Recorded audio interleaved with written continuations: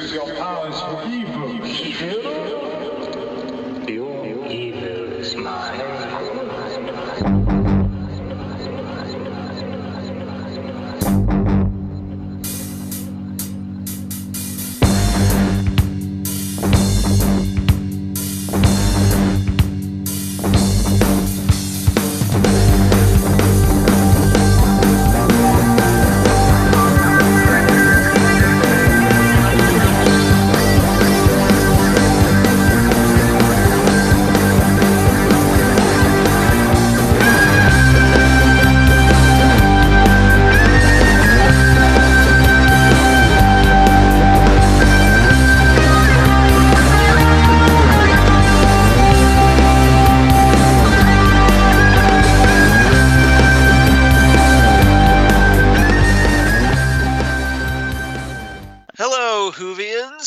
Welcome back to Next Stop Everywhere, the Doctor Who podcast, as I don my sonic shades one last time in tribute to a certain Peter Capaldi, and I also break out his sonic screwdriver in honor of the man whose final episode, Twice Upon a Time, we're going to talk about with my partner in time.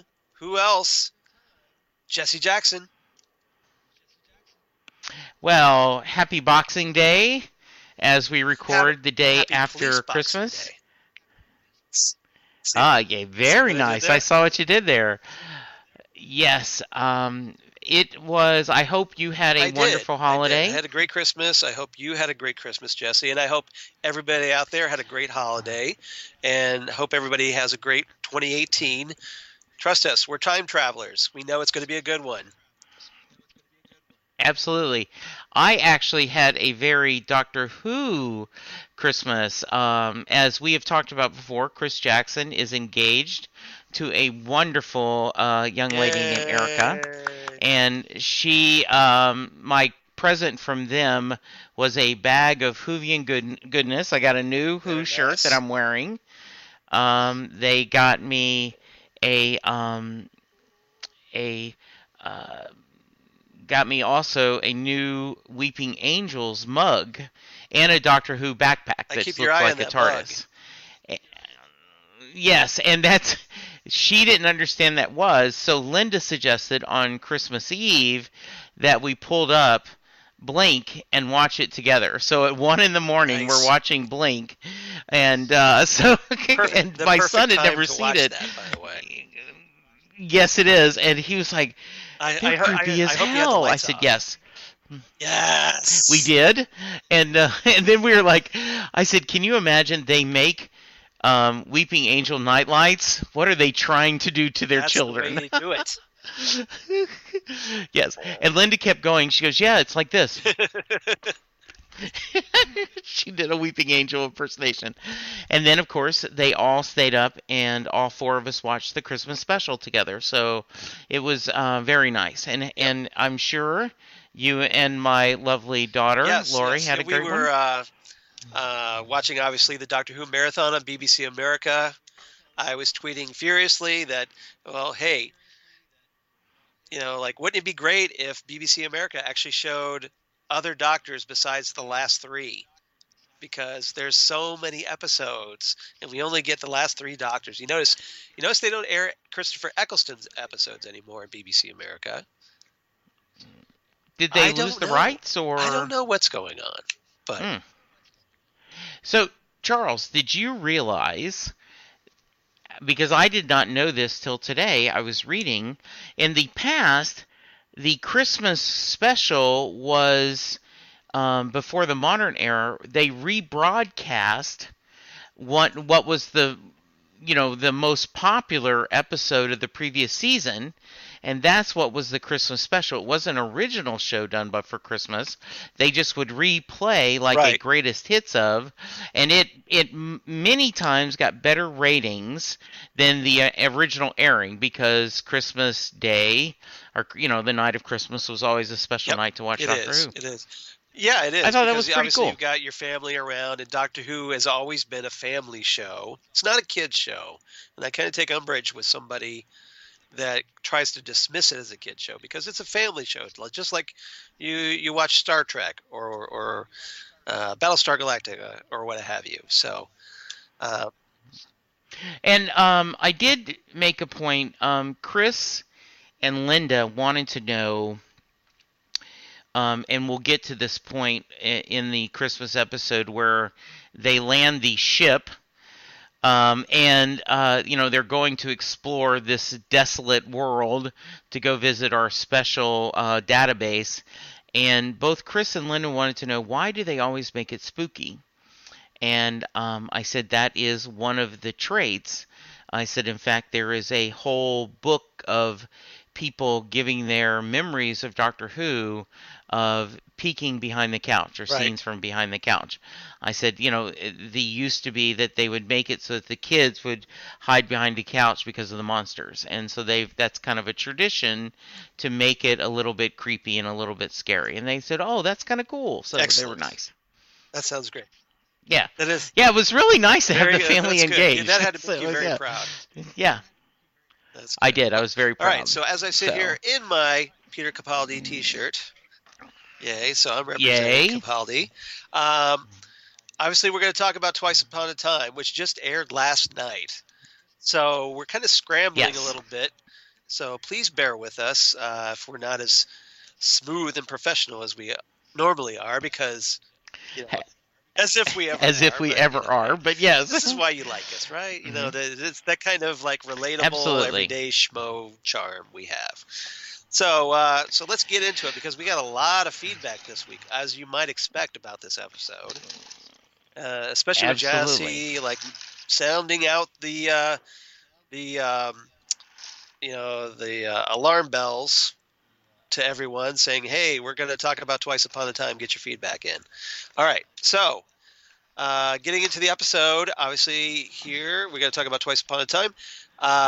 Written by Stephen Moffat, of course, his final script as showrunner, maybe ever, for Doctor Who. Who knows if he'll return someday. But for right now, he's stepping on as showrunner. This is the last script. Directed by Rachel Talalay, who's directed some really great episodes, including Dark Water and Heaven Sent, Hell Bent. So lots of great stuff. Obviously, one of the Capaldi era's greatest directors, and I think she does a really great job here as well. I do. I really enjoyed that they had kind of after the episode, they kind of did a retrospective of Stephen Moffat's career and a little behind the scenes. I hope it's not what we're going to get at the movie theater. I hope there's something else a little bit more of the movie theater. We'll find out tomorrow, won't we? Right. I'm like, oh, wow, that's one of the reasons I bought the ticket.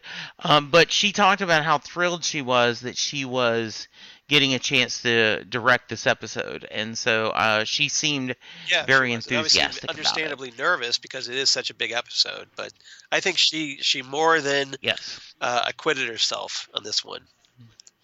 All right. Absolutely. So, in addition to the final appearances by Peter Capaldi as the 12th Doctor and Pearl Mackie as Bill Potts, or a facsimile thereof, as we find out, we have Mark Gatiss, who's obviously written and appeared in previous episodes. He appeared as an actor in The Lazarus Experiment and wrote a number of episodes for Doctor Who, like The Unquiet Dead, The Crimson Horror, and that horrible Sleep No More episode.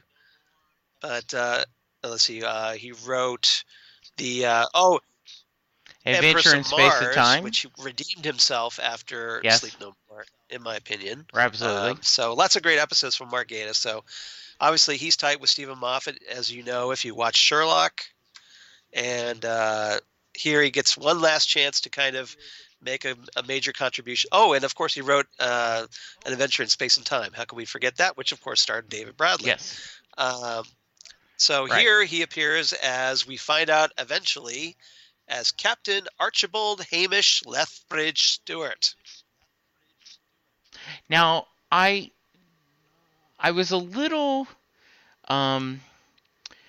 excuse the redundancy, I was a little surprised that people were surprised Seriously. that this character was, because I'm like, Charles and I have been speculating Just about about that for everybody's- like the moment we Just saw about him everybody's going. been speculating. Yeah, I don't know it's who was actually surprised by this. yeah, Maybe just people not really Yeah. paying attention, or just not Yeah. really getting the the speculation vibe from it. I don't know, but it seemed pretty obvious to me. But now the question was, Yeah. of course, whether he was the Brigadier's father or grandfather, and I think because of the timing, it's probably his Yes. grandfather, because of this Right. character is from World War One, and then of course, yes. yeah, spoilers. Spoilers.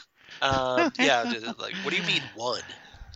And of course, we had Yeah. David Bradley as the first Doctor, who was phenomenal in this story, in my opinion. He played. I agree. He actually was in a previous Doctor Who story, Dinosaurs on a Spaceship, where he played Solomon. And then, of course, he played William Hartnell in Adventure in Space and Time, which made him the perfect choice to play the first Doctor officially in Twice Upon a Time. So that was great. We also had some guest stars.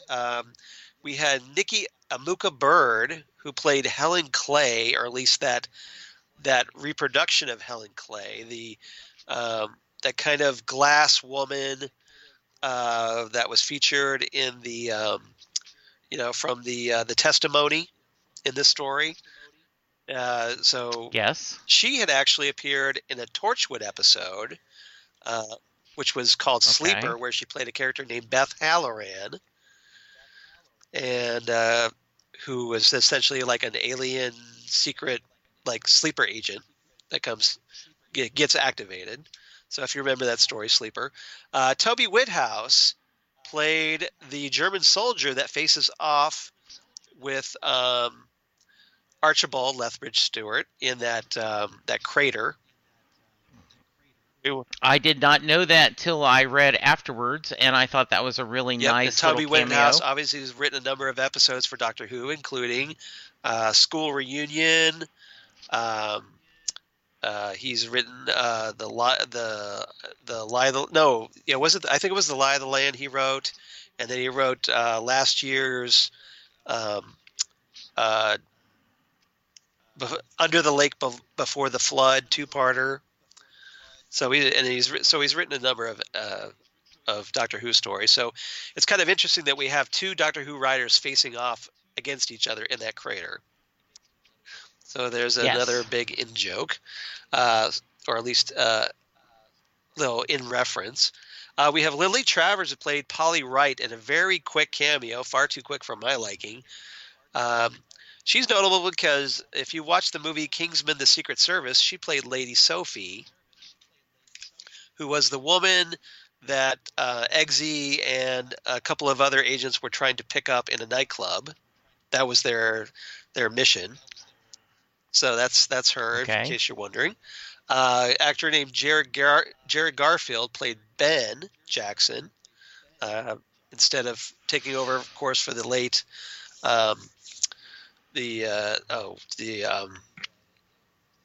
crap, I'm forgetting it. Oh, Michael Craze, excuse me. Yeah, Mike. So I'm not sure if he was in anything really notable apart from British soap operas, but he's there. And of course, we get cameos by Matt Lucas as Nardole, and we get the return of Jenna Coleman as Clara Oswald. As predicted on this very podcast by my lovely and hardworking companion, co-host Charles Skaggs, you said, I wonder if we will get, because we did get Karen returning from Matt's, so it maybe should not have been a shocker, but you correctly called it, and I did a silent yes, because I didn't want to have to pause and explain to my family why I was going, yes! But yes, I did. So you. well done, sir. I was hoping for that as well. So that wasn't too hard to guess, but I'm glad it happened. So that was great to see her again, even though, of course, it's not really the actual Clara. But Well, it wasn't really doesn't Bill, really it wasn't but really it was a Nardole. nice, I but mean, they're nice so yeah. tributes. So to the Capaldi era Yes, they are. companions, which is nice. So I thought that was great. Yes. All right, so with that, why don't we go ahead and get into the main topics of the story this week? Good. So let's talk about first thing I want to talk about. You can't say things like that.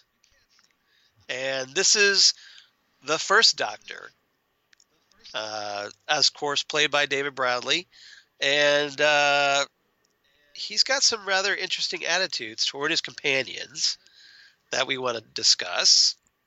And of course, here he is, fresh from his regeneration, or at least in the middle of his regeneration, at the end of the 10th planet, crossing over into the 12th Doctor's timeline, or at least the 12th Doctor crossing back into his, which gets some interesting results. So, Jesse, I want to get your thoughts on David Bradley as the First Doctor and how the First Doctor was portrayed in this episode. So, one of my Facebook friends, Dan Freeman Yes. from the UK, posted something, and it's not important what he posted. He said they ruined Doctor Who by replacing the fans with a load of sexist halfwits, I guess responding to people talking about Jodie.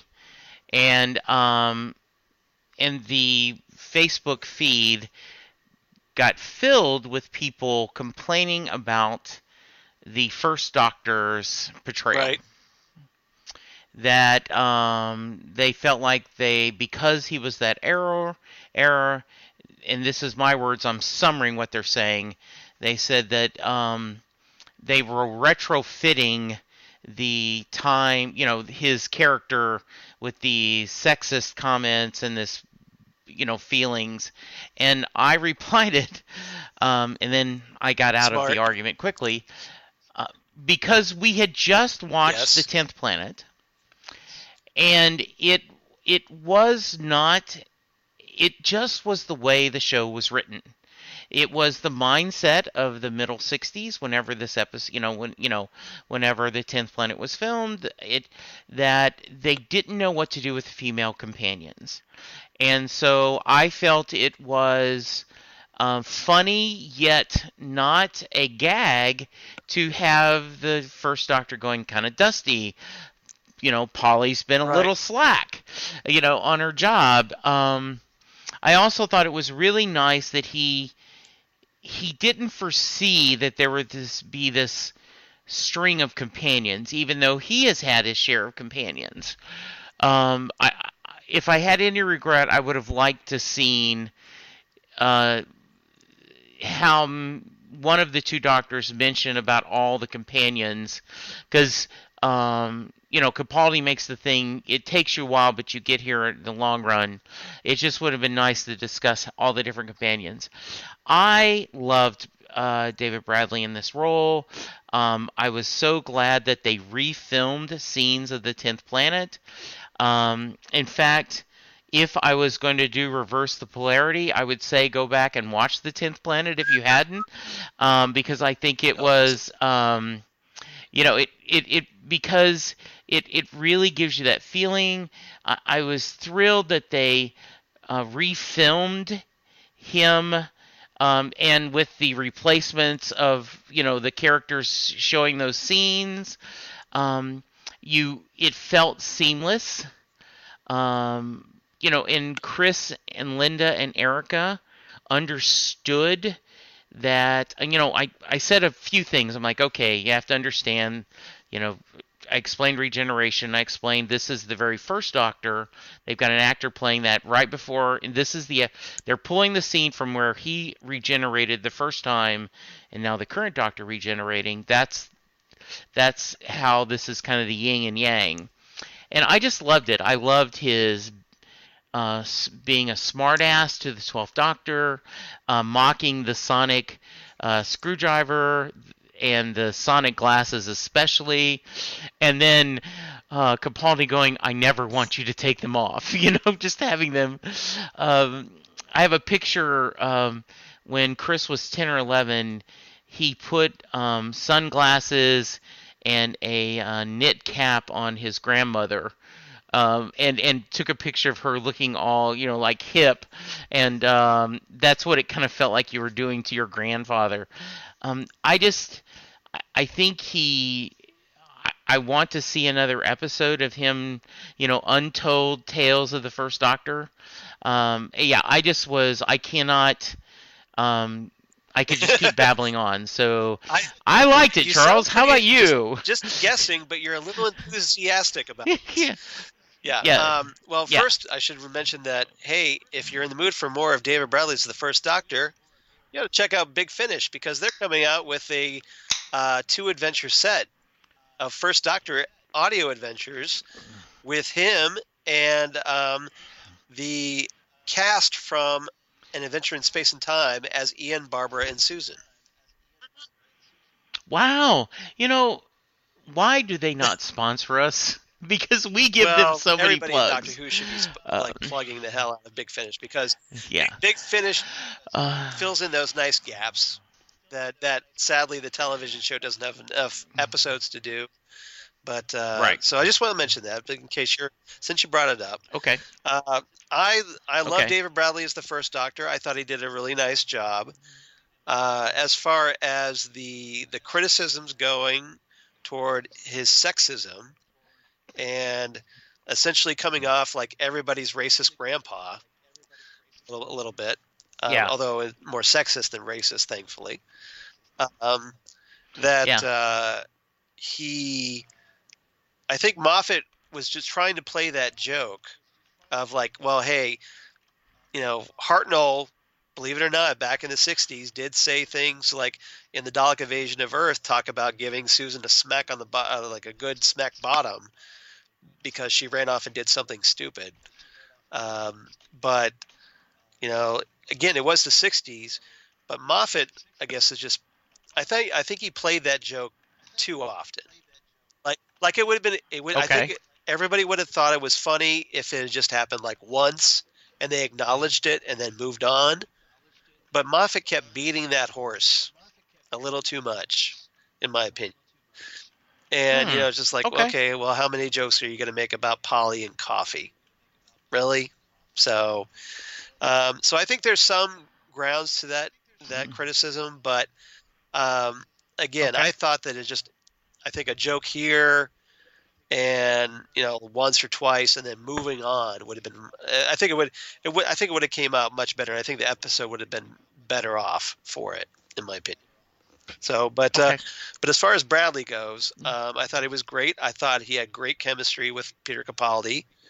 I love the fact that Capaldi's doctor has to explain all things like the sonic screwdriver. Like, at this Right. point in the doctor's lives, he doesn't have a sonic screwdriver. He doesn't get that until about halfway through his second incarnation.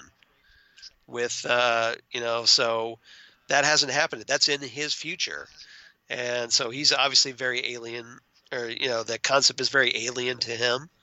And then, of course, the redecorating of the TARDIS, and no doctor. If you've noticed, none of the doctors like any of the other doctors' TARDISes. They don't like, especially the console rooms. They always give the other doctor crap about it.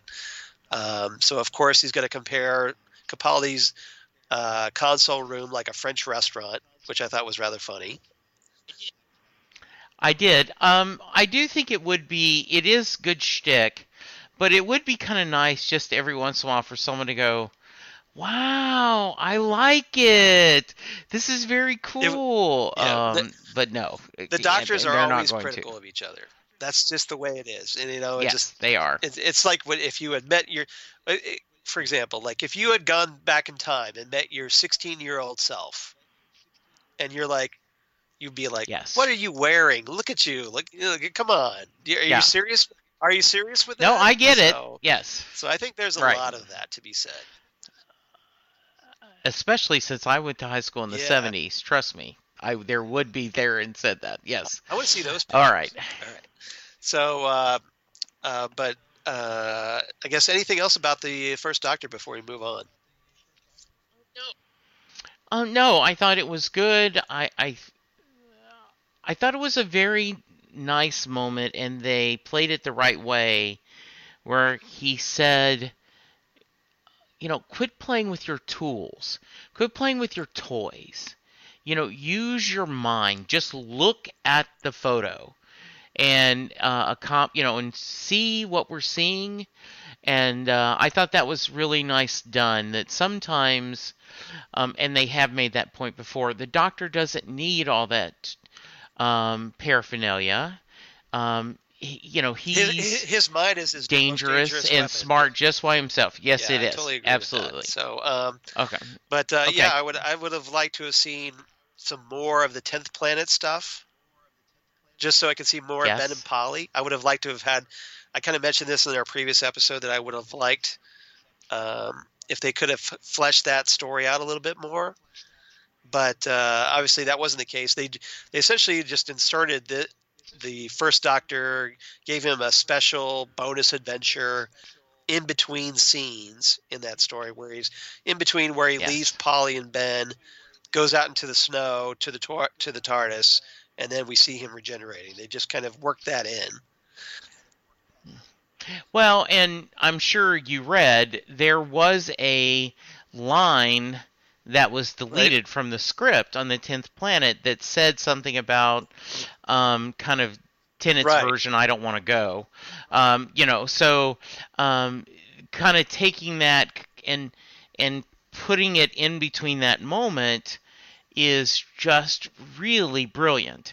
And I do think that is, and I suggest that we do a Stephen Moffat Retrospective. episode in the weeks ahead, retrospective, kind of talking about the good, the bad. But I think that is one of his great strengths, is finding that little take and, a crack in time, so to speak, and filling in that crack with a new episode and a new thought. It's almost like almost like fan fiction in a bit. That kind of fills in that stuff Yes. that, as a fan, I'd really like to see that. I'd like to see more of this. Yes. Obviously, me with wanting to see more of the 10th Planet, I get it. Yes. So yeah, okay. All right, so let's move on. Second topic I want to talk about is essentially, let's see here. All right, well, let's just talk about this. It isn't an evil plan. And this is the testimony I want to talk about. And their whole deal, because we find out that these aliens are essentially from the future. We find out they're from the year 5,000,012, which if you pay attention to the New Earth episodes of Doctor Who, they've kind of kept a timeline. And the years seem to go right along with how far into the new series we are. For example, I think the first time New Earth is mentioned, it was like the year 5 million, and that was in 2005. And then in the episode New Earth, where where Tennant and Rose go down to New Earth, it's the year 5,000,001, because that was in series 2, which happened in 2006. So 1 year into the show. So here we are 12 years into the new era from 2005 here in 2017. So therefore it's the year 5,000,012. And I think that's kind of cool that they kind of keep that up. I had not caught that, but that is very nice. Kind of Legion of Superhero-ish. Yeah. At first I said, they're because we had just watched Blink the night before. The whole point of taking someone out of time, but putting them back, not totally like the Angel, but similar, as in moving them back in time when they touch them. But this was a unique gift. I like the idea that they were saying, he finds out, oh, wait a minute. This isn't, they aren't evil. They aren't villains. This is truly they're just trying to do what needs. They're trying to save memories. And I kind of like the 12th Doctor's like, because I don't know what to do here because I'm used to I'm used to evil plans. Yeah, like What do I do? Yeah. What do I do now? Yeah, So I thought that was pretty Yeah. funny. Yeah. So I so agree. what did you think of Bill returning? Now, did you think it was Bill, like? Because I kind of got the impression, and I think a lot of us were meant to, that it was Bill after she had become a Cyberman, but then met Heather again, and then became that kind of water creature. So I was thinking it was the water creature Bill. I wasn't sure. The doctor says very quickly, except for 2 or 3, I forgot what he called them, 2 or 3 points, you're almost Right. an exact copy. So I thought it was Bill snatched out of time because they've done a Yes. lot of that, right? Clara's out there in a moment in time in the 50s diner traveling, and she's going to supposedly come back Right. sometime and die. And that's something we're going to get into later because Okay. a lot of people are wondering, well, okay, as far as we know, Clara didn't die. Oh, but she did. Because that's how time Yes. has to work. So we'll get into that. Yeah. Yeah. So I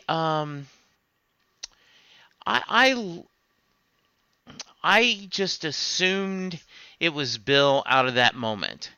And then when they're in the TARDIS and you see her Right. reaching for She was that, going, and then the glass, she was you're like, going for the holy brandy moly. to give to the captain.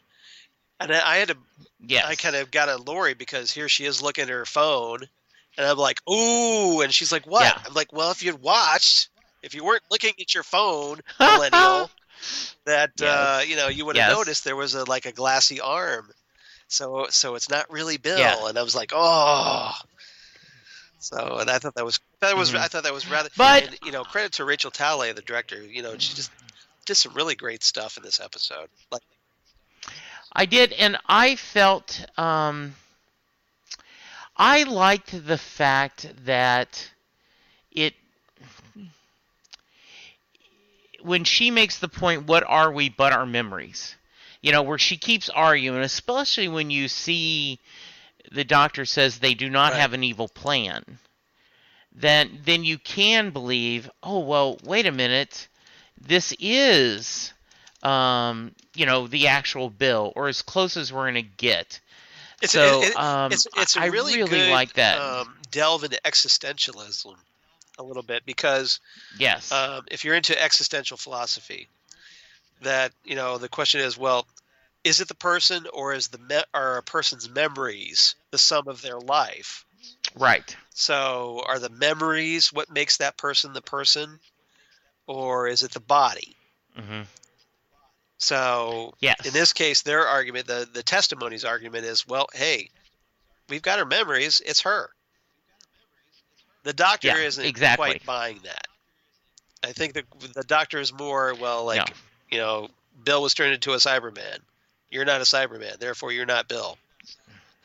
So Right. And I thought this was a nice way. Bill got a good send-off. She got a quote-unquote happy ending with Heather, yeah. Water Girl going out seeing the world.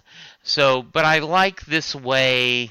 I mean, it was kind of more like Pearl Mackie saying goodbye to the doctor, as it should be. Right. I guess. And because we know Bill had her happy ending, but that wasn't ruined. This is separate from that. Right. And same thing with Nardole. Nardole knew he would never see either of them again. And that was a very sad ending for him, even though he gets to live his life in the, big spaceship and all that. And so it was nice to see him come back too. It as you mentioned earlier, all of his Capaldi's companions, except for the Oh, yeah, the Victorian gang. Paternoster gang. You Well, know, I Sax. consider them Yeah, more the yeah. 11th Doctor's companions. They True, started out but in they deep started out. breath. That was his first. Yes. Yeah, but yes, I agree. They were more the 11th, so it was nice. It was. I would have liked to have seen Kate Stewart, maybe, yeah. especially with the connection Yes. to Hamish, Yeah. or I mean Archibald Hamish Lethbridge Stewart. Mhm. But that's okay. But Yeah. it just kind of would have been one of those like, hey, that would have been nice, but it wasn't. But it wasn't a deal breaker for me. Yeah. Well, it's kind of the same thing. Yes, it would have been cool to see the Doctor's first companions have a bigger role, but that wasn't the story they're telling. Yeah, so I get do feel that. kind of bad for Peter Capaldi because he had gone on record saying that he wanted to meet Susan. He wanted his doctor to meet Susan, Yes. and that never happened. Yeah. At least Yeah. not yet.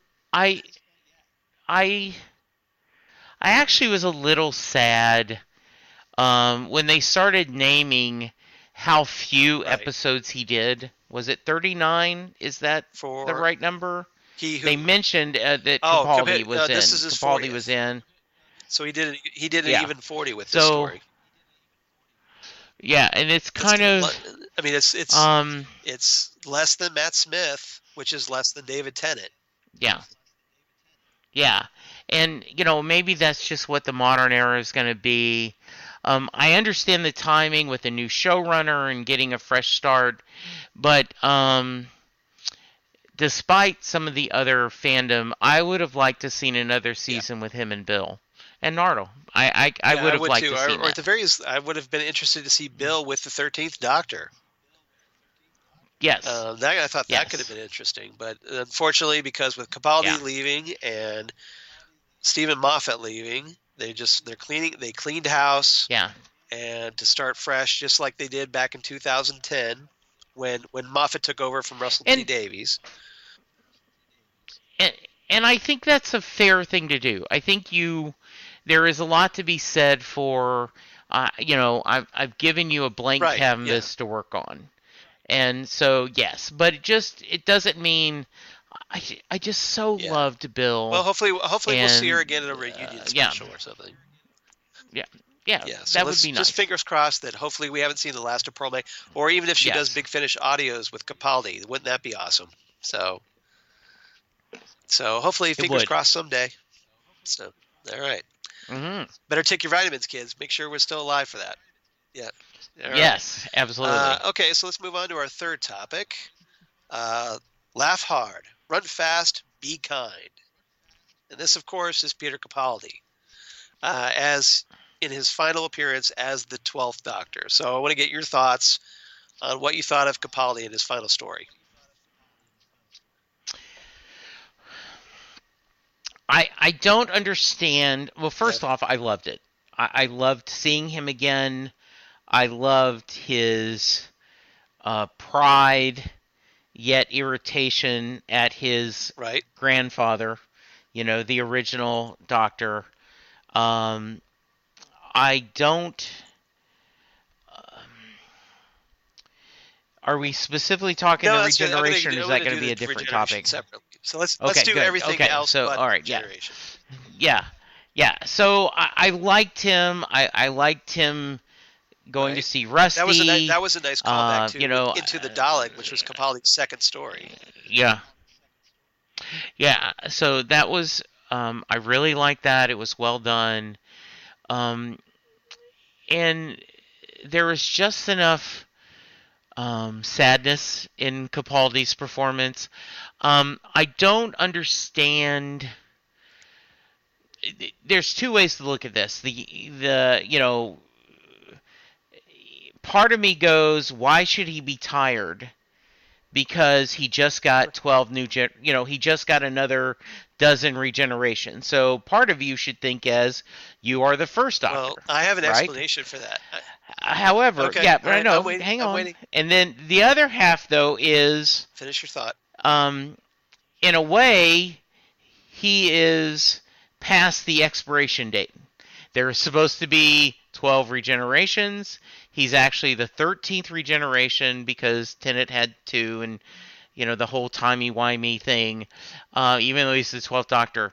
So you can either look at it as you're the first of a new line of regenerations, or Time Lords are built to do 12 regenerations.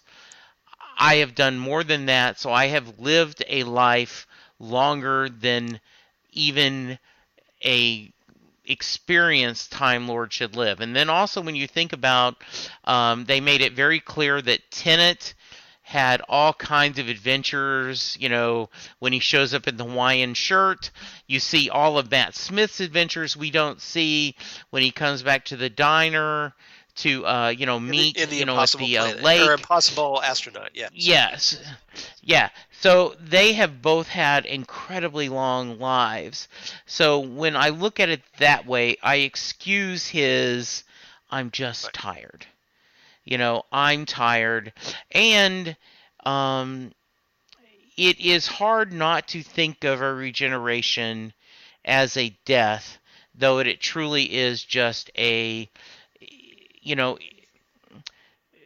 Moffat said you can't think of it as death, but I always think of it as a death and resurrection.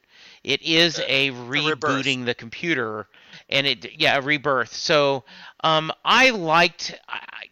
That was my only little nitpick about, really, are you tired? But when I think of it that way, I'm okay with it. I don't think it's so much like, well, I'm tired, I'm old. I think it's just more like, well, in a sense, yes, he's the oldest Doctor. So he's lived the longest, more than any of them. So that weight might be building on him. But I think it's just mostly that he was just through a very grueling ordeal where he lost Bill. After losing Clara, he lost also Nardole, and although maybe he didn't miss that one as much, but he also lost Missy, because he was very adamant about trying to reform Missy and encourage her flip to the good side. And that fell through. So I think, though in a way it did accomplish. I mean, she did end doing the right thing, choosing kindness. So yes, when you think of all the loss he's had, I think it's just a lot of stuff because he did. Not to mention, hey, there was that episode, Heaven Sent, where he went through all these living the same life over and over and over, only to die. Yes. Over and over and over, like a Groundhog Day type episode. We don't know how much of that he remembers. Even though physically he's not any older, because he was inside that disc. But mentally, we don't know what the toll it took on his mind. So maybe that's a factor. Or maybe just, again, it's just been everything and the weight of everything, and maybe he's just realized it's time for me to go. Yeah, like I said, I was just slightly bothered by it, but in my mind, I kind of did the math and figured it out. And also we have to keep in fact that he was fighting off that regeneration. He was actually killed in the Dr. Falls by the Cybermen blasts. Right. But he's been holding that in check. So maybe he's just tired of fighting that as well. That change. He's holding off fighting that regeneration. So maybe that's part of it. Yes. But Capaldi in his final story, I thought was just brilliant, obviously. He was. I agree. He hit all the right notes. I mean, he did the whole range. He's comedic. He's funny. He's charming. He's sad. He's sympathetic. Looks as though he's got the weight of the universe, all of time and space on him, as he should at this point. And but yet is still like, and we'll talk about this, how he's just wanting to pass on some wisdom to his next incarnation. So And I think that Capaldi, as far as a final story goes, I think Capaldi got a good one. He was lucky. He got a good final exit. I think he got a much better exit than Matt Smith did, and I think he got a better exit than David Tennant did. To be quite honest with you. I agree. I agree on both of them. So I think he had a good Yeah. he had a good exit. So, and we'll obviously Yes. we'll talk more about that when we talk about our ratings. But I think that Okay. as final episodes go, I think he did just fine. I All agree. right. So, final topic I'm going to talk about. Oh, brilliant. This, of course, is the Okay. regeneration from Peter Capaldi into Jodie Whittaker. And we get the 12th Doctor passing on some words of wisdom to his next incarnation, like I talked about, and in a very moving speech. And I want to get your thoughts on how the regeneration was handled and what you thought of Jodie Whittaker's first few moments. I am in a Christmas Yes. spirit mood. So, and I think, we tend to want to, oh, that was the greatest college playoffs, game ever. Oh, this was the best Super Bowl ever. Oh, this was amazing. Um, I do think in a lot of ways Capaldi does monologues as well as almost any doctor in the modern era, maybe the best. He's certainly up there. Like I said, because we know Matt Smith has done some great monologues. Yeah. Tennant has done some great monologues, but it feels, I would almost go, Matt and Peter. And so I love that final dialogue, though I kind of, who's he talking to? I don't see a recorder. Is he telling the TARDIS to pass on to the next one? His memories. I would. So if he talks about this, he's going to remember himself. Well, Will maybe he? We don't know. Yeah. So that was my only slight nitpick. I would have liked to say, "Hey TARDIS, write this down for the next." But I love the final speech. I love the speech. I had read somewhere that a tailor had to make Peter Capaldi's outfit in the size to fit Jodie, and so they were swore to secrecy.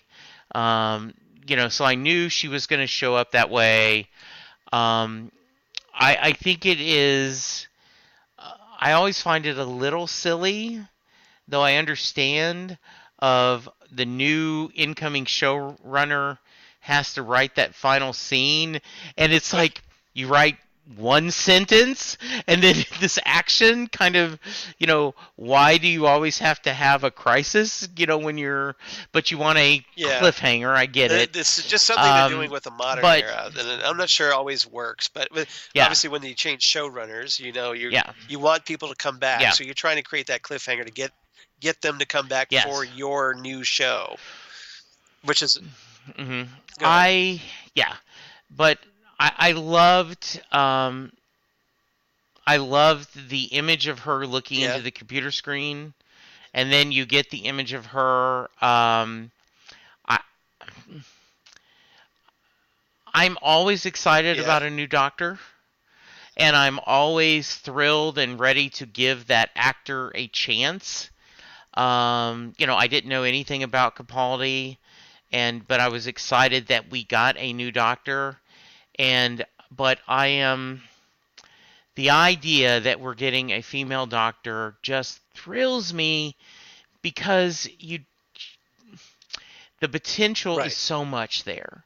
It is. I don't think the show needed a fresh perspective. I was not tired of Moffat necessarily, but the idea of getting that fresh showrunner with a female Doctor just what a wonderful Christmas present. So I loved the whole sequence.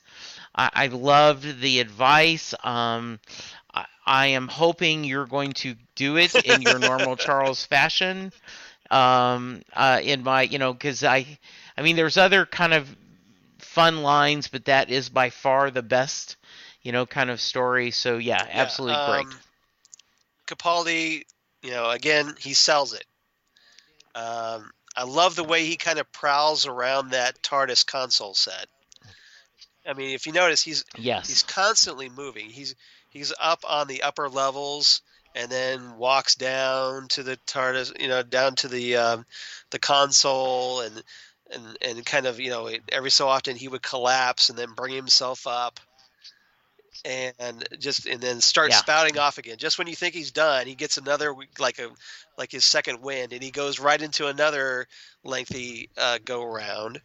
And Well, and yeah, I totally agree, Charles. And that is the director and Capaldi working together to how do you want to deliver these lines, and they were dramatic. They were well done. Yes.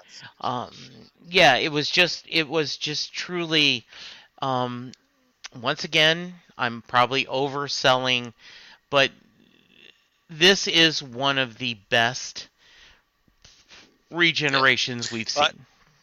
I just wonder, think though, it was. okay, wouldn't it be nice if we had a regeneration that wasn't inside the TARDIS console room for once? Maybe we don't have to destroy the TARDIS console set, but again, it's new showrunners. Yes. They want a new TARDIS set. They want their own TARDIS set. So I get that, but yes.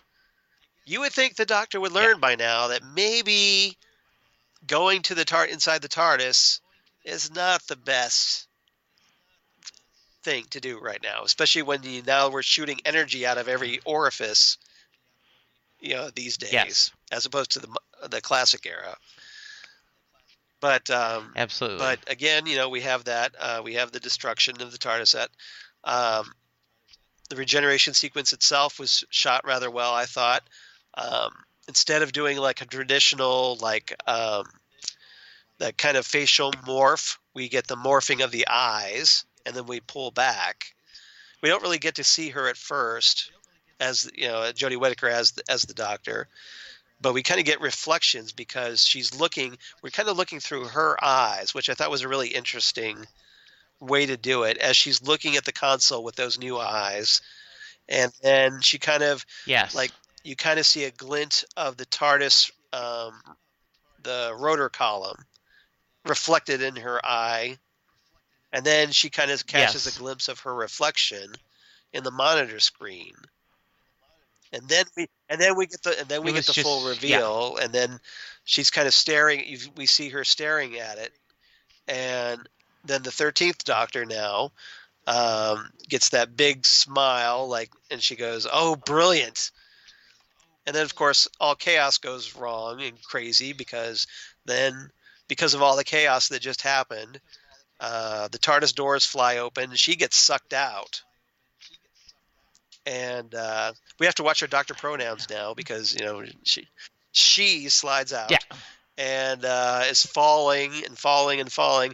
The TARDIS is still above her, apparently blowing up inside. Well, what happens after that?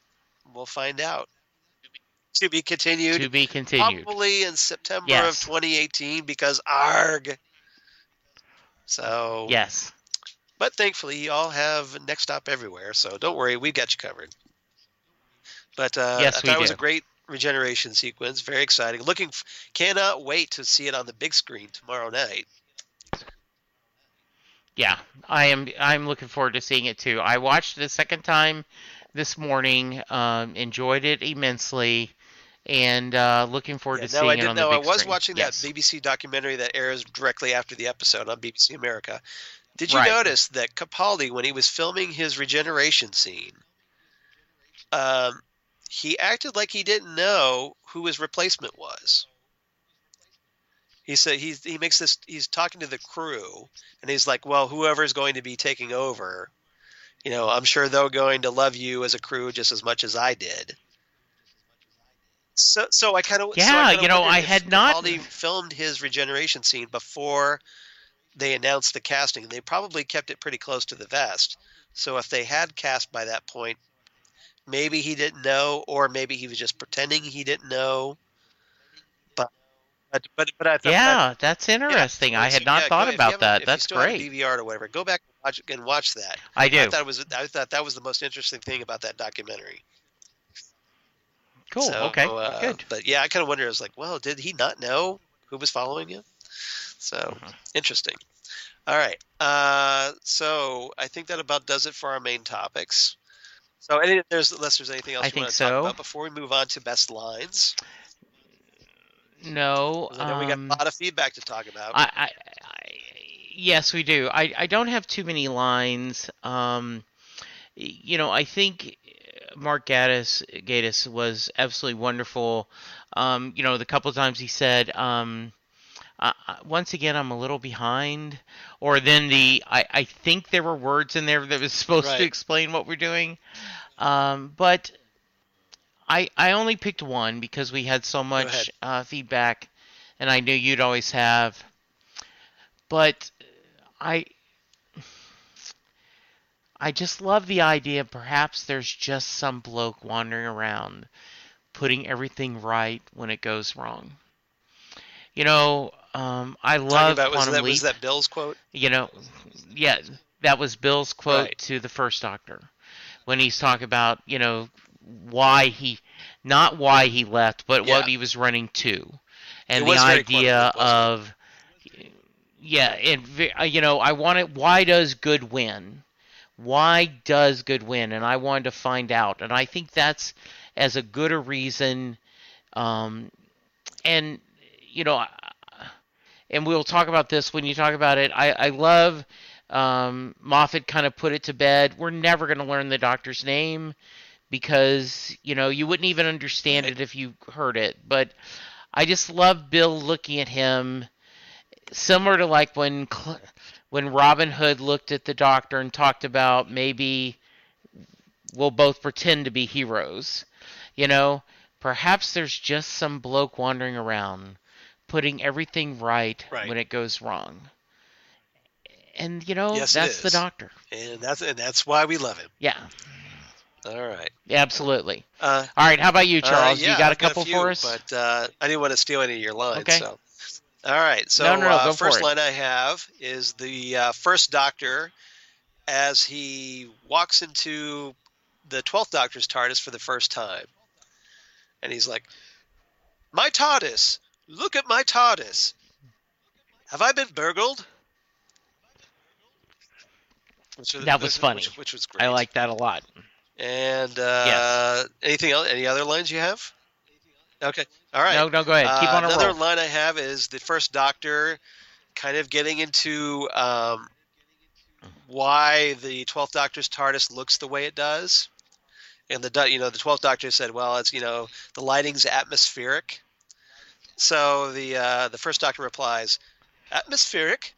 This is the flight deck for the most powerful space-time machine in the known universe, not a restaurant for the French." One of the earlier episodes, we've already talked about it, when the 12th Doctor, you still called it a capsule. Ship. Or, ship. It was... ship. Yes, that was nice. That's what Hartnell, the First Doctor called it on the show before, at least until Patrick Troughton. Actually, Troughton's Doctor kind of did that too a little bit. All right, so I have another quote from the 12th Doctor this time. "It isn't an evil plan. I don't really know what to do when it isn't an evil plan." So I thought that was a good line. And then, of course, the big speech. So you got to bear with me here. "I've got a few things to say to you. Basic stuff first. Never be cruel, never be cowardly, and never ever eat pears. Remember, hate is always foolish, and love is always wise. Always try to be nice, and never fail to be kind. Oh, and you mustn't tell anyone your name. No one would understand it anyway, except children. Children can hear it. Sometimes, if their hearts are in the right place, and the stars are too, children can hear your name, but nobody else. Nobody else. Ever. Laugh hard, run fast, be kind. Doctor, I let you go. Yeah, just Phenomenal. I well done. And like I said, Goosebumps at that it is very new, but I certainly think it's is in the discussion of some of the best regeneration. As exits go, that's a Yeah, pretty I good one. think it was just perfect.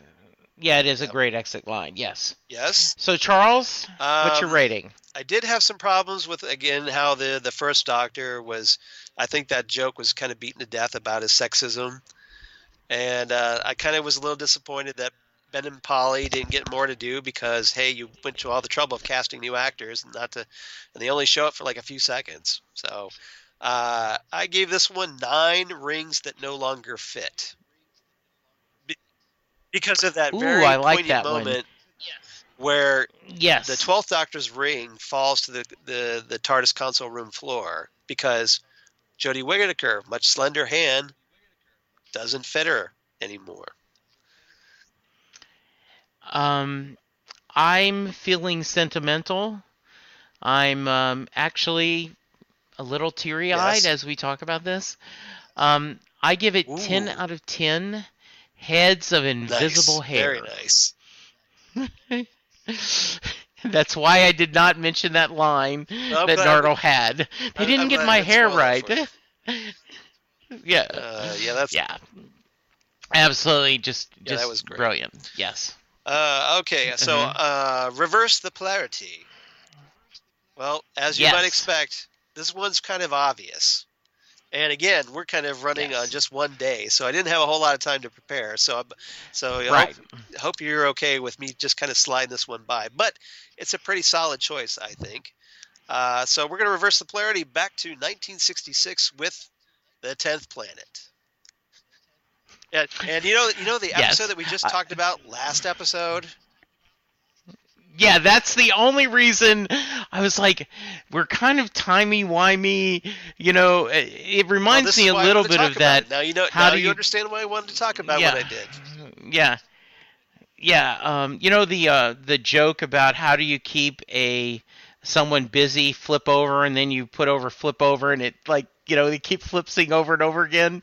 But yes, absolutely. Yes. If you have not, which shame on you, you did not go watch the 10th Planet to join us in our discussion. But for some reason, you're busy, you're planning other stuff. Let's give everybody a chance, because if they didn't, thanks to the magic of podcasting, they can go back and still watch the episode and go back and listen to our podcast. All right. So absolutely. There you go. So you're off the hook, everybody. So obviously this is the second serial from season 4 in 1966, written by Cybermen creators Kit Pedler and Jerry Davis. I won't go into the details because we just talked about this last week. So so check out episode 101 of Next Stop Everywhere if you like the full rundown. Yeah. But suffice to say, this features obviously the footage that we see at the beginning of Twice Upon a Time and at the very end where we have the first Doctor regenerating. So if you'd like the full story of what happened in the first Doctor's final story, check out the 10th Planet. It's definitely worth your time, especially if you watch the animated final episode and see what it's worth about. Because if nothing else, you get you got the regeneration, you get the creation of the Cybermen, their first appearance. So definitely worth your time. And if you want to learn a bit more about Ben and Polly, check that out too. If you wanted to make a, like a great Saturday afternoon, you could do that. Then you could watch Capaldi's last 2 episodes, and then kind of use this as a sound, as kind of the finishing, and you'd have this great Doctor even better, Who trilogy. Like you watch that episodes 1 through 3 of the 10th Planet. Then you watch most of episode 4 and then pause it right when the first Doctor leaves Ben and Polly to go out to the TARDIS, then watch Twice Upon a Time, and then come back Yes. and watch the regeneration Yeah. on the 10th planet. That's how you do it. Absolutely. All right, Charles, we have a lot of feedback, but before we have feedback, we have a question from Wendy Hemrock. Wendy is one of my... Yeah, I'm sorry, thank you. I'm slurring. Too much eggnog. Wendy co-hosts the American Gods podcast that we do here, but she is known mostly as Tuning into Sci-Fi Television, and she asked to both of us, wondering if I missed it. Did the episode explain how Capaldi is able to regenerate? I understood that Matt Smith's doctor got the regen energy through the crack, presumably from Pocket Universe Gallifrey, to regen as Capaldi. But was that just enough for indeterminate regeneration, or just one? He used a lot of energy to defend Tenzalore. On last night's story, why was the First Doctor in the story at all? The First Doctor's role in the story was for Capaldi's doctor to encourage him not to die, but to regenerate.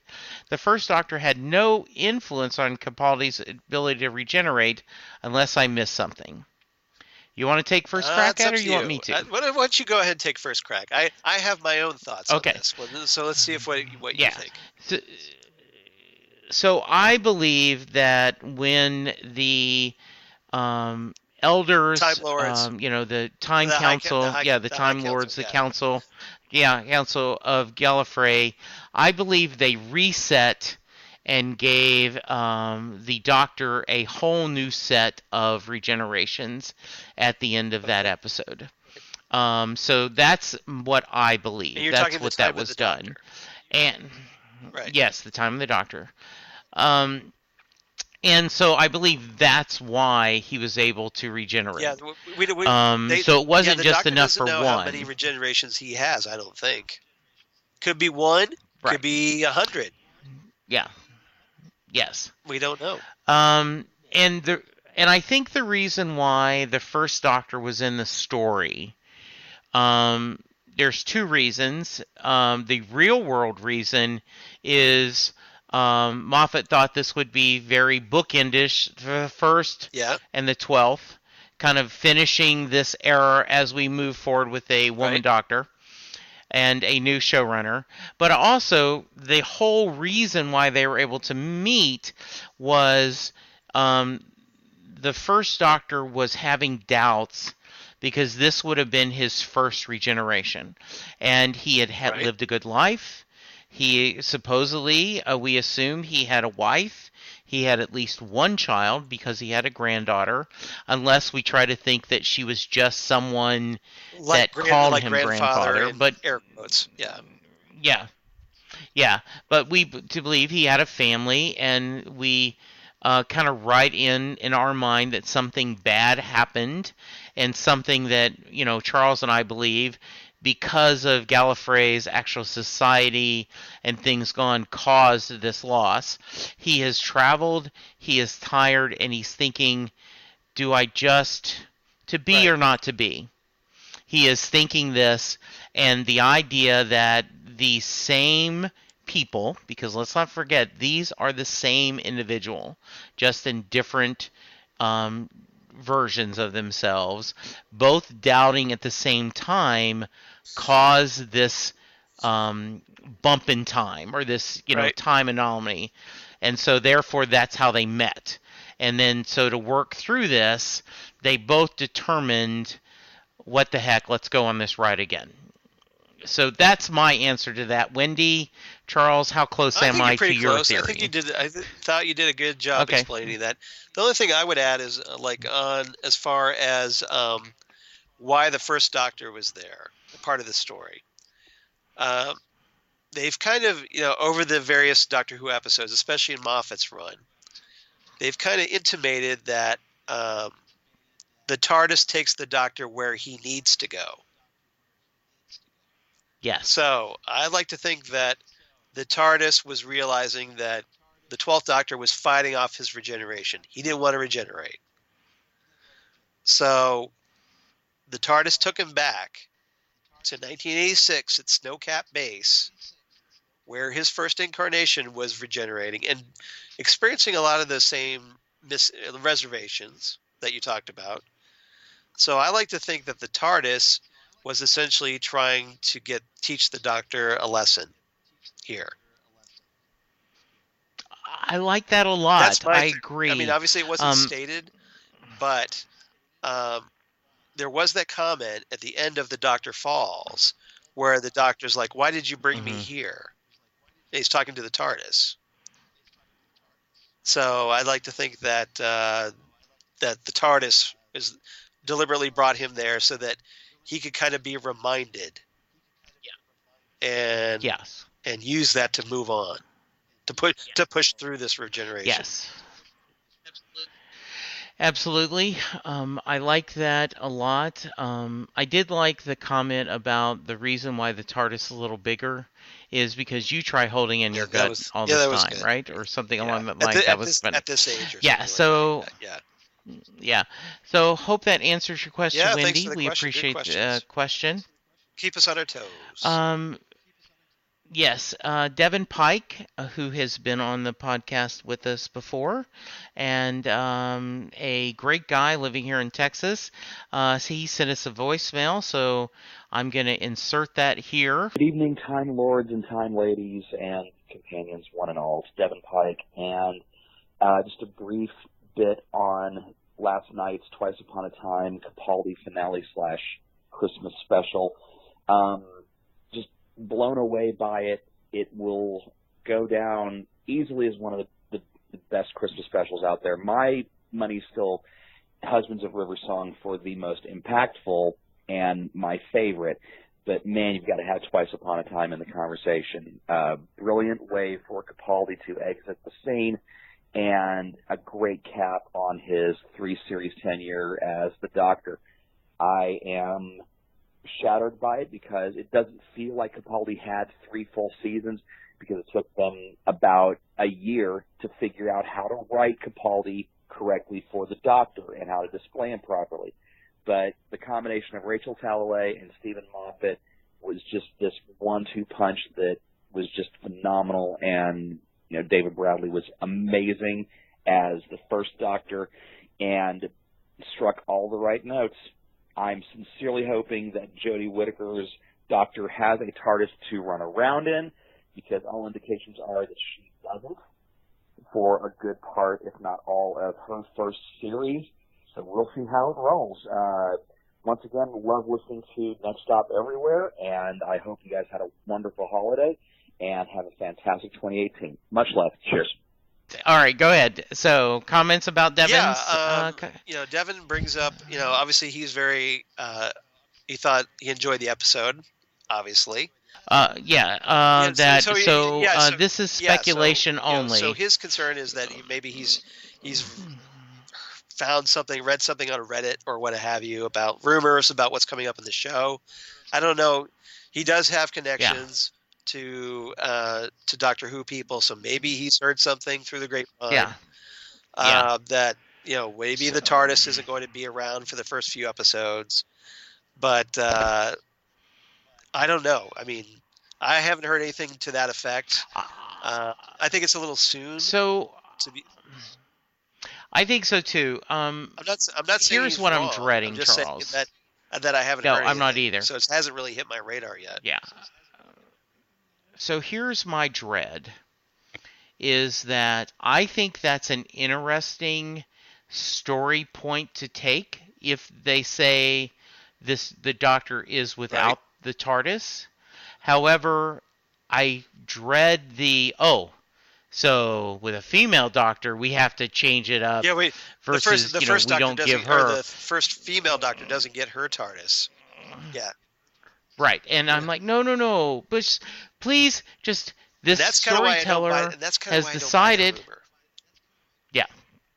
Let's trust Chris. Let's just let him tell, because he does know. He has said that the BBC has asked him to kind of shake things up, and that is not a bad thing. That's good. And especially if it's only temporary. But Now, Yeah, for exactly. anyone who might be concerned about that, during Yeah. Tom Baker's first season, he only has the TARDIS Yeah. for like the first episode, and then like the beginning of the second episode, and then he travels like the next few episodes by time ring to other adventures. Yes. So, throughout Well, for his first season. So, it's not unheard of that there could be some other means. and don't forget, one of my favorite classic doctors was stuck on Yep. Earth in Unit, and the TARDIS was Right. just in the background, and we never went in because it. the third Doctor was in Yeah, exile so on Earth. It's so this can happen, happen. and it does shake Yes. things up. So Yeah. so just Right. don't panic. I know that's really right. hard right now, fandom. I know it is. Don't panic. Yes. Listen to the teachings of All right. Douglas Adams. Don't panic. All right. Yes. All right. What you Yes, want to I read will. Holly's So let comments? me pull up my email, Okay. the Gmail. Oh, hold on here. What are we Okay. doing here? Go away. I have a new phone. Bear with me. Because my old phone That's okay. crashed. Okay, cancel that. Go away. All right, there we are. All right. So Holly from Wisconsin writes in. She goes, "Hey guys, I hope that both of you had a very Merry Christmas with your families and friends. I know I did. What a Christmas special. I loved all the moments with the 12th and the first Doctor. The scenery in this was absolutely gorgeous. I totally agree. Love the nod to the Brigadier, as well to the Brigadier. This hit all the feels in a good way. Loved Jodie Whittaker's appearance as the new Doctor, and I can't wait to see her first episode. Neither can I. Peter had an awesome run as the Doctor, and he left on a high note, even if it was a bit sad. I loved all his advice to his future incarnation, and reminding them to stay away from pairs, just like the 10th Doctor did in Human Nature / Family of Blood. I'll wrap it up here, wishing all of you a very happy 2018. Holly from Wisconsin. So thank you, Holly, and happy 2018 to you as well. Yes, absolutely. I love that, and yes, I love the pear joke. Though pears is one of my favorite. I don't like pears, foods, so I'm down but, with that. Penn Jillette from Penn and Teller once said that a pear will F you because it'll look beautiful, and then later it will come back where Okay, it isn't got it. good. So, yeah. Okay. right. So I have one. The Todd Levitt from posted on Facebook. Glad to see Bill. The final monologue I thought was good. Peter Capaldi, PC, as Todd put it, was not my favorite Doctor, so I'm not sad to see him move on. Excited to see what comes next.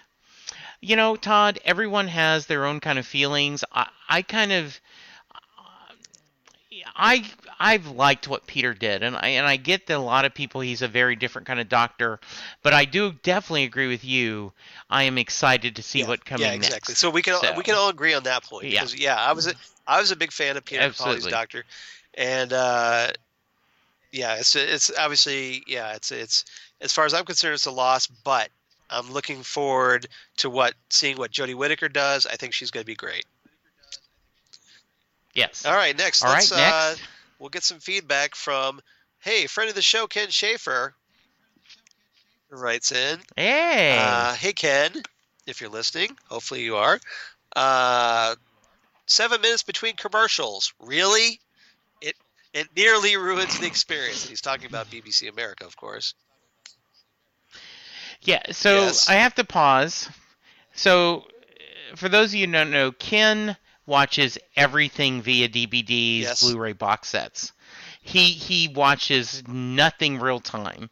We are always in a timey-wimey. He's talking to me like 9 months after Right. Arrow has finished. He's gotten the box set and seeing it. So he has no patience for watching something live. That's how much he loves Doctor Who Couldn't he and the just Christmas DVR special. it and fast forward through it? I don't know. All right. So anyway, go ahead. But he says, but boy, that was that good. And we have to wait how long until the next season? September? Sigh. There you go. So that was cool about the World War I Yes. soldier. Like that bed a lot. Obviously, he's referring to the captain turning out to be the brigadier's grandfather. Mom and Dad gave me the 10th Planet on DVD for Christmas. So Parker, his son, and I watched it this evening right before the Christmas special. Good call. They really did a good job dovetailing that episode into this one. Very clever and very well done. I don't care what the haters say. Stephen Moffat can write a great episode when he wants to. I agree. But like with Tennant, I thought the goodbye, especially the scene inside the TARDIS after he left the battlefield, was too long. Yeah, I disagree, but I think it was just right. It was nice to see Clara and Nardole again, but his soliloquy was too long. That's okay. It's his opinion. It's cool. That's Opinions it. are Yeah, good. we love you, Ken. It's all right. We don't all have to Yes, be indeed. groupthink, you know.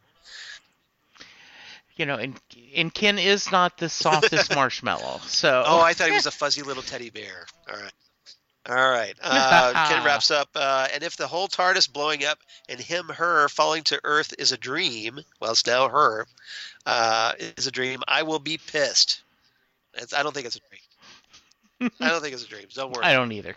I think you're good, I don't Ken. think so either. Cheers and well wishes in this new year. Cheers to you as well, Ken. Thanks for making the wait with New Who a little more tolerable. Ken Dirkmaster Schaefer. So thank you, Ken. Yeah. We might have to get Ken and Karen in our discussion of the Moffat era. That would be fun. After all right. Karen So I have moved to Georgia. Yes. So I have one more feedback. Cassandra, which is at Pallard, Palliard on Twitter. She said, thoroughly enjoyed it. The Christmas truce caught me by surprise, even though I'm a World War I buff, and got me in the feels. That was that Christmas truce, which is a real thing, by the way. That happened. It is. I had to tell my family that. I did not see that coming, but the moment I heard Silent Night in German, I went, oh, this is so cool. So, yes, that was a wonderfully touching moment. So thank you for bringing it up. Oh, World War I. And it, shouldn't Wonder Woman be running over the hill right about now? Very nice. As she said, even though I'm a World War I buff and got me in the feels, a fine send-off for Capaldi and Moffat, Bill and Nardole. Thank you, Cassandra. I appreciate that. All right. Got And a couple Charles, more here. how about you? We have David K. Proctor, who writes in once again. So, hi, David. The Christmas special didn't answer a lot of First Doctor questions for me. I created a few Capaldi questions, though. How was Clara there? She didn't die, so where did her memories come from? Well, she had to have died. I mentioned this earlier in the episode because the timeline had to follow through. The whole point was that she had to die.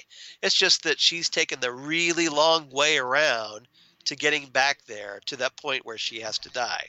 So at some point in her future, she goes back to that moment in Face the Raven and dies. Yes.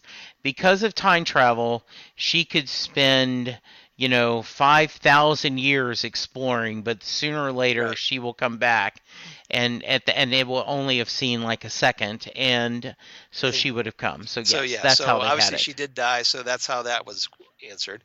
I guess they were extracted them before she was saved, but then she wouldn't know that the doctor wouldn't have known her. Yeah.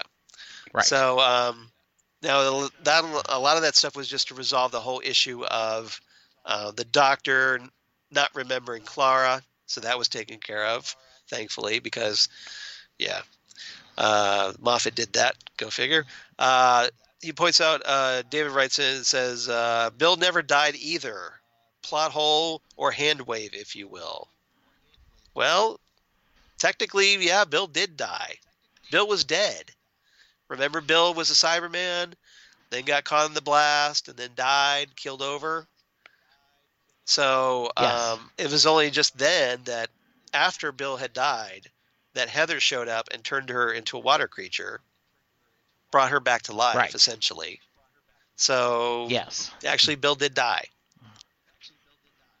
Yeah, I mean that's I think if you rewatch the episode, you'll see that she died. I understand how with the ending and her being with Heather, it may be a little confusing, but technically, and if you did notice, die. Bill made the Yes, comment that absolutely. when she was asked, she says, "What do you remember?" And she's like, "Well, I remember Heather showing up." And that's it. Right. She doesn't say anything else beyond Yes. that. She doesn't talk about becoming a water creature. Yeah, because her memories ended that was there. the point where they pulled And her the- memories. yeah. Yeah. Right. Yes. So that's Okay. that's how I Good. see it anyway. That's my explanation for that. Yeah, David exactly. finishes up. Still a great episode, great Christmas special, great regeneration, and a superb cliffhanger for the next Doctor. Very excited, as are we. Long wait Absolutely. though, no Yes. kidding. Too bad I have to go the Yeah. long way around. Well, you're not the only one. Yes. So Well done, sir. thank you, David. Very nice. Thanks for writing in. Much appreciated. And then, of course, our last person that we have, Paul Beck from Australia. Yay. Yay. Now, Paul had written in a few days ago just to wish both you, Jesse, and me very Merry Christmas and a brilliant New Year. So this is from him and his wife, Linda, the lovely Linda with a Y that we posted. So, Yes. so cheers to Paul for that. I sent him a quick, hey, don't worry, we're time travelers. 2018 is going to be great. Just trust us. Yes. And yes. so, like but he also writes in about the episode. He says, "Hi, Charles and Jesse. Wow, love this story. Love the humor. Love the interaction between Doc 1 and Doc 12. Love Bill being back. Love the cliffhanger ending. Just brilliant. No pun intended. Linda with a Y has never been a fan of Stephen Moffat's style storytelling. She likes her Doctor Who stories easy to follow, and she really enjoyed this episode." So once again, Capaldi delivers with his acting, especially with such great dialogue being written for him. David Bradley gives a great performance, definitely capturing the essence of Hartnell. I totally agree with you, Paul. I thought it was very clever the way the original footage was used from the 10th Planet. Yes, definitely. It was also great to see Clara again and Nardole. Love the hug with him and the Bill and the Doctor cuddles. So yeah, we had a TARDIS team group hug. We did. Yeah, I thought liked it a lot. Rachel Talalay did a great job directing. Did she though? And with some beautifully framed images, especially in the World War I battlefield scenes. So yeah, I totally agree. Great job. And what about Rusty? There had to be a Dalek somewhere in the story. I laughed when he just ejected his gun at the Doctor's request. And then Paul observes rather astutely, "How will Rusty retrieve it off the ground? It's not as if a Dalek can bend over." My work around that, Paul, magnets. Yes. So magnets will do it.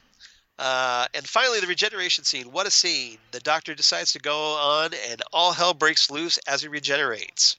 Clever how you see the morphing of Peter to Jodie just as a shot of their eyes. And is it me, or does the TARDIS deliberately eject her from the console room before it explodes, literally shaking her out? That's a good point. So maybe, yes, maybe the TARDIS opened the doors deliberately to save the new Doctor. So far I've only watched this once. I will have to watch it again tonight. Well, we're going to watch it again tomorrow on the big screen here in the States, thanks to Fathom Events. Can't wait for the next season. Roll on September! Exclamation mark, etc. Kindest regards always, Paul. P.S. Also can't wait to hear your plans for filling that gap. Where are we going next? Question mark. Nice segue. Ooh, You perfect do great with segue. that, Paul, Yes. which is why I always save yours for last. You're Exactly. almost like a part of the show here, Paul. All right. So what are we going to talk about next, Jesse? Well, before you get into that, I did want to say that this was a really nice end of an era. Especially when you watch the making of that was after the special, Moffat leaving and talking about some of his favorite episodes, the Capaldi leaving, I get the feeling that Mark Right. Gatiss is leaving. Mur- Toby Murray Gold, Whithouse. the I mean, composer. And that seemed to yes. be with he used a lot of his old themes in this story.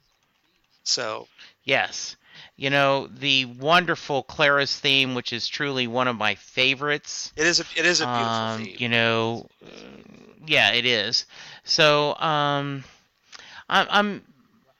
so anyway, I am excited about this. Was a great ending, but as they say, the Doctor is gone, long live the Doctor. So, so long live Next Stop Everywhere. What's our plan, Charles? Before I get into that, you brought up something about this being an end of an era. And it's also kind of the end of an era for Next Stop Everywhere.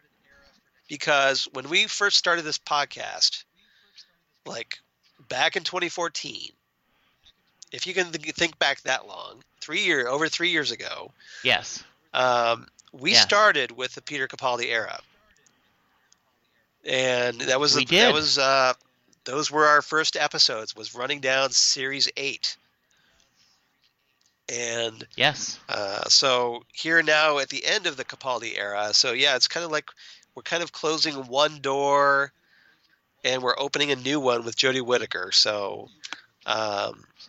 So we're kind of in transition, obviously. Yes. This is our first. I had forgotten about that. Capaldi was our first, 2014 is when we started. And this is essentially like the first chapter of Next Stop Everywhere coming to a close here. Very but nice. You're not getting rid of us just yet because we have new Doctor Who to talk about. No. We're having too much fun. So I was thinking with the future coming up, I thought it might be an interesting idea to go through some episodes from the new incoming showrunner, Chris Chibnall, because Chris has written 4 stories for Doctor Who, and some in the Tennant era, most in the Matt Smith era. So I thought that might be a good way to start off 2018. Ooh, I like that. That is a you're down with great that, idea. I'd like to. No, I think that's wonderful. wonderful. For episode 103 of Next Stop Everywhere, we talk about 42, which is the first of Chris Chibnall's stories for Doctor Who, written for the David Tennant era. So this would be a Series 3 story featuring one of our favorite companions, Martha Jones. How's nice. That for a starter? I love that. Glad you approved, because I was good. I was yeah. Be a little awkward thought. Here if you didn't approve. So. Like, oh no, that's a horrible idea. I think that's perfect. Right now, so hopefully, thank you. Yeah, no, I think that's a great idea. So that's what we'll be talking about for about the next 4 episodes are the Chris Chibnall stories, because I thought it might be good to get a taste of what we're in for a little bit. Now, obviously, this was under the showrunner Russell T Davies and then later Stephen Moffat, so it's not going to be pure Chris Chibnall, but you're going to kind of get a taste of the kinds of stories he likes, I think. And you mentioned earlier in the episode that maybe Moffat will come back, but Russell T Davies never did. That's not to stop him from doing so in the future either. No, but it just look how long it took Rhoda Monroe to come back, and she was from the classic era. So it can be it can be done. Yeah, good deal. There is that possibility. However remote there's a possibility. Yes. All right, so that's what we're going to do for episode 103. So everybody dust off your Series 3 DVD sets and or pull up on demand or Netflix or Amazon, however you do it. And in the meantime, though, if you'd like to be like Paul and Ken and David and Holly and everybody else that was kind enough to write in for this very special episode of Next Stop Everywhere, you can drop us a line at nextstopeverywheresmg, don't forget the SMG, at gmail.com. And you can also reach us at nextstopsmg on the Twitter machine. So please follow us there. We definitely appreciate that. Or you can find us on Facebook at Next Stop Everywhere, the Doctor Who podcast, where we're obviously going to be tracking all the news coming out about Series 11. Hard to believe we're up to 11 already. And Yes. so we'll be talking about that, and all as the new episode news comes out, we'll be talking about that as well. So keep us in your thoughts, and keep us on your Facebook and your Twitter feeds. And Yes, absolutely. Well, in addition, Jesse, where can they reach you on the interwebs? Well, I can be reached at on Twitter at Jesse Jackson DFW. I can be found on Facebook at Jesse Jackson in Louisville, Texas. You can hear me talk about music on Set Lusting Bruce, on this fine network. Every once in a while, I get lucky and get to be on Charles's other podcast that he will talk about in a minute.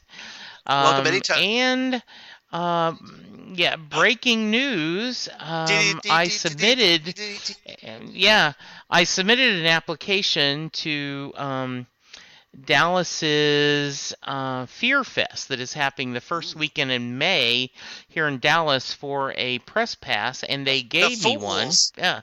So, yes, I know. So on Tour de Cons coming up in the next few months, I'll be discussing the horror genre, and in fact, my first recording will be Thursday of this week. Ken Schaefer is joining me to talk about horror films and his experiences on, attending this actual convention. So that's what me. How about you, Charles?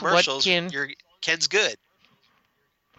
Yes, absolutely. How about you? What you got going on? If you want to reach me, you can reach me on the Twitter machine at Charles Skaggs, or you can reach me on Instagram at Charles Skaggs. And then, of course, Facebook, of course, Charles Skaggs.